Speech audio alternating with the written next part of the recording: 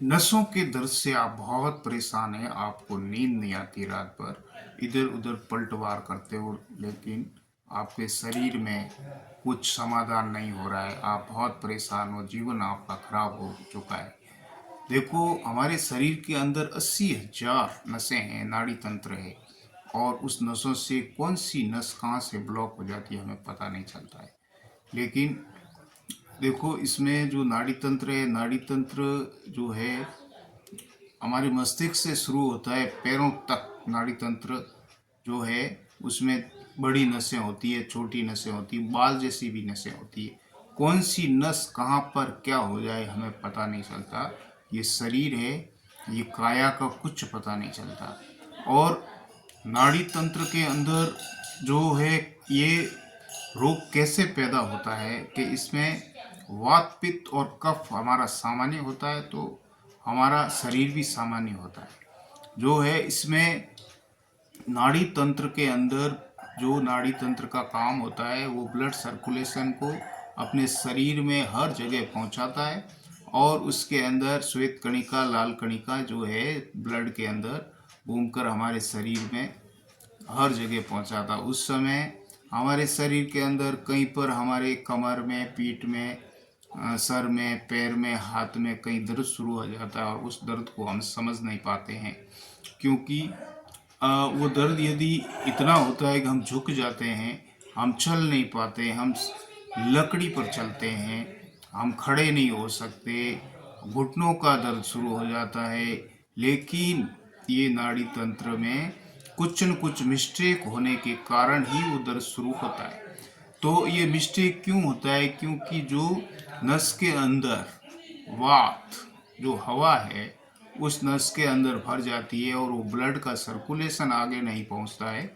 तो वो सर्कुलेशन नहीं पहुंच, शरीर को हर जगह ब्लड मिलना जरूरी है, तो वो ब्लड की जो मात्रा है वो धीमी गति में हो जाती है, तो उसके कारण हमारे वहाँ दर्द शुरू हो जाता है और उस दर्द को हम सहन नहीं कर पाते, खड़े नहीं हो सकते, बैठ नहीं सकते। तो उससे हमारा शरीर धीरे धीरे हम दर्द से पीड़ित होते हुए हर गतिविधि को भूल जाते हैं, हम मानसिक रोगी तक हो जाते हैं, क्योंकि हमारा पूरा जो मस्तिष्क है उस दर्द के अंदर हर समय उसके अंदर ही पड़ा रहता है, हम दूसरी कोई बात हमें याद नहीं आती है। तो इससे हाँ, हम डॉक्टर से ट्रीटमेंट लेते हैं, जो भी जांच वगैरह होती है उसमें ऐसा बताता, कहीं भी ऑपरेशन कराओ, ये कराओ, वो कराओ। लेकिन हम यदि रेगुलर हम योग साधना वगैरह करके कि उस दर्द को हटा सकते हैं। इसलिए मैं आपको एक छोटा सा नुस्खा बताता हूँ जो शरीर के लिए बहुत ही कारागार है।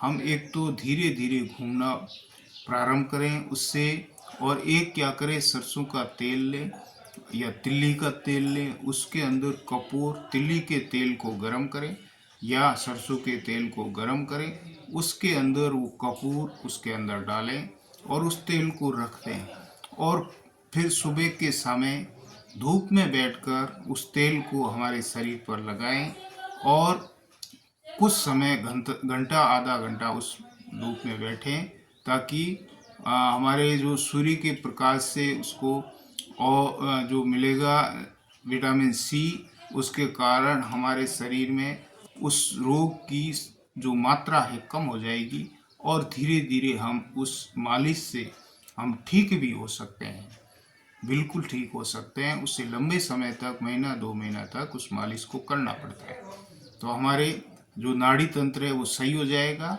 और उसका दर्द धीरे धीरे मिट जाएगा और ब्लड सर्कुलेशन होता रहेगा। ये बिल्कुल आप इसको आजमा के देखना, बिल्कुल सही है और मैंने आजमाया है, मेरा अनुभव बता रहा हूँ आपको।